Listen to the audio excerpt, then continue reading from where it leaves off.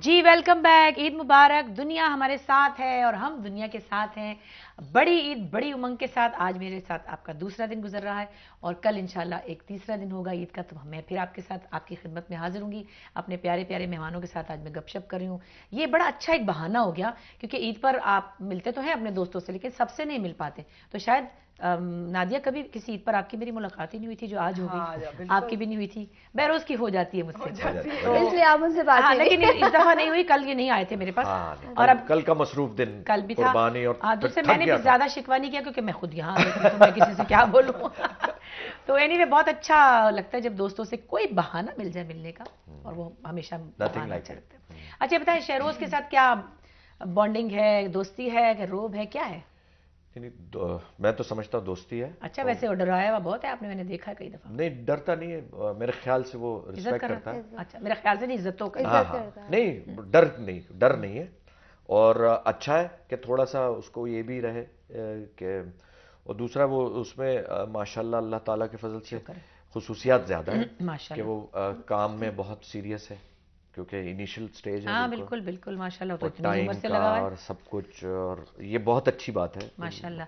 नहीं, वो तो शुरू से शुक्र है कि आपने एक तो उस तरह उसको ग्रूम भी किया है और गाइड भी किया है, और वो एक उसके अंदर टैलेंट भी था ही। माशाल्लाह। एक दफ़ा बड़े मज़े की बात है, बल्कि मुझे याद आ गई कि एक प्ले मैंने किया था कासिम जलाली साहब का। हाँ, कराची महमूद टीवी अली से। मरूम भी थे। हाँ, वो भी थे। शहरोज का पहला प्ले था वो। शहरोज था उसमें, और मेरी बीटा कोई बात नहीं। मेरी बेटी Take मीरा two. भी थी। Take two. असल में मैं खाली मीरा नहीं कह रही थी क्योंकि उसके भी बड़े मसाइल हैं। हाँ। कि मेरी बेटी मीरा अंसारी भी उसमें थी, और शहरोज थे, और शफी का बेटा अली माशाल्लाह पढ़ने गया है बाहर, वो था। तो ये 3 बच्चे थे मेरे साथ, जिसमें सबसे ठुस थी मेरी बेटी क्योंकि वो एक्टिंग में कभी इंटरेस्टेड नहीं थी। अच्छा, और शफी का बेटा भी बस बोला मासूम सा ना। अब शहरोज था शुरू से तेज। एक तो वैसे जो बच्चे माशाल्लाह, एक तो अपने अंदर ही एक चीज होती है, दूसरे अपार्टमेंट्स में ये लोग उस वक्त रहते थे, तो सब तरह के बच्चों से इंटरेक्शन की आदत होती है, जो कि बड़ी मेरी बेटी ना नरीमान उसमें है। मीरा में इतनी नहीं, कि जब वो बड़ी हुई तो हम घरों में आ चुके थे अपार्ट। तो बड़ा अच्छा एक बच्चे के अंदर एक इंटरेक्शन की एक सेंस डेवलप हो जाती है। अब वो कह रहा है शहरोज ना शफी के बेटे से, शफी सिंधी थे ना, सिंधी है, तो वो कह रहा है शहरोज के तुम जो नालो चाहे हैं, आप 3.5 4.5 5 साल नहीं, 5 5.5 साल का, और वो शायद 6 का होगा, दोनों में ऐसे आधे पौने घंटे का फर्क। कह रहा है शफी के बेटे को, शहरोज कह रहा है कि तुम जो नालो चाहे, वो कह रहे हैं कि ये जो तुम पूछ रहे हो इसका मुझे मतलब तो आता है पर मैं जवाब नहीं दे सकता। तो उसने कहा तमाजो गोठ चाहे फलाना, पता नहीं कुछ उसने आगे से शहरोज ने और 2 जुमले मारे। उसने कहा जो तुमने अभी पूछा है मुझे इसका भी मतलब आता पर मैं जवाब नहीं दे सकता। माँ सद के बोली शक्ल बना के शफी की तरह था शफी। अल्लाह जन्नत नसीब करे, आमीन। 3 साल हो गए हमसे शफी को बिछड़े हुए। खैर अल्लाह मियां को बहुत अच्छी जगह दी। तो मैं ये कहती कि बचपन से ही वो था, तुम जो नाले चाहे, जो सिंधी है वो बेचारा ठूस हो गया, जो नहीं है वो।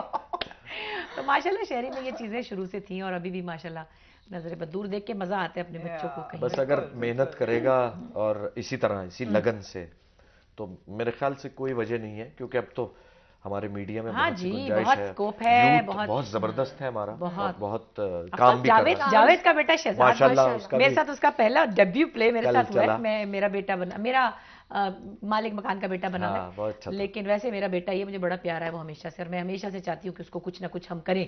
जावेद की भी क्लास लेती है, तुम अपनी पढ़ी हुई, तुम उसका भी कुछ करो। लेकिन अब माशाल्लाह से शुरू किया, तो फर्स्ट प्ले उसका।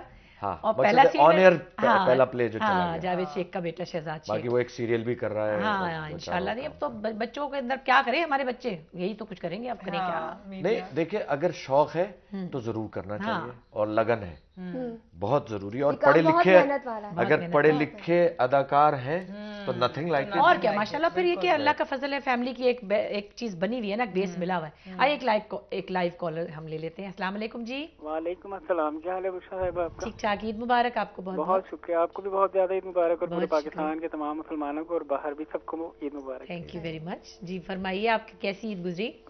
ईद माशाल्लाह बहुत अच्छी गुजरी, हर साल की तरह। हड़ताल की तरह? हर साल की तरह। अच्छा, मैंने क्या करें, हड़ताल की तरह? हर साल की तरह। अल्लाह मियां करे हमारी हर ईद अच्छी गुजरे, हमारा हर दिन अच्छा गुजरे। करते रहते हैं कि हर शख्स की, हर मुसलमान की हर ईद जो है बहुत अच्छे तरीके से गुजरे, और बहुत अच्छे तरीके से एंजॉय भी करे उसको।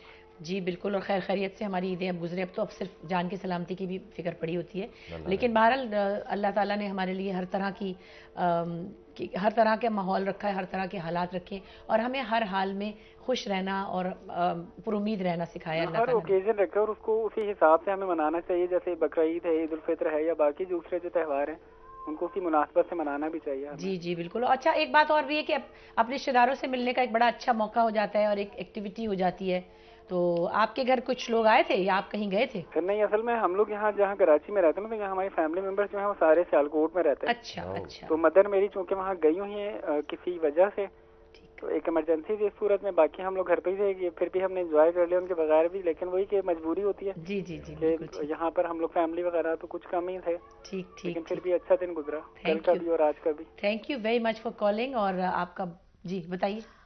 कुछ कहना चाह रहे थे लेकिन वो कट गई लाइन, शायद मैंने शुक्रिया अदा कर दिया उनका। बहरहाल बहुत बहुत Anyway, मुबारक जो हमारे लिए इतना वक्त निकाले, फोन ट्राई करें, ये भी काम है। क्या आपके प्रोग्राम का कैप्शन था? बड़ी ईद बड़ी उमंग, बड़ी उमंगे, बड़ी ईद बड़ी उमंगे, बड़ी उमंग, बड़ी उमंग। हाँ, मतलब बड़ी ईद बड़ी उमंग लेके आई है कि और इस वक्त तो हमारी सबसे बड़ी उमंग है प्रॉस्पेरिटी, पीस और हैप्पीनेस। ये सब चीजें हमारी उमंगों में शामिल हैं।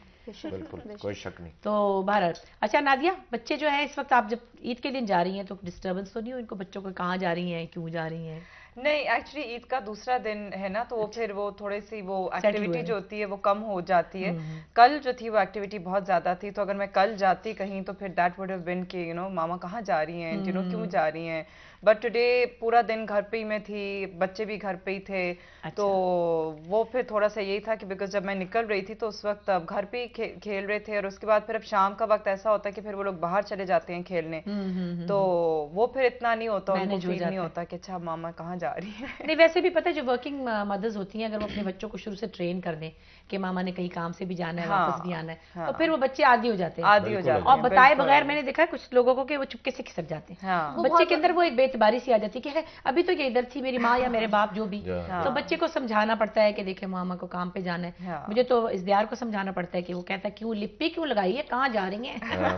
क्योंकि वो नारिमान का जो बेटा, तो वो उसको ही होता है कि लेकिन रात के टाइम तो लोग नहीं जाते हैं ऑफिस में, आपको ऑफिस की गाड़ी क्यों लेने आती है?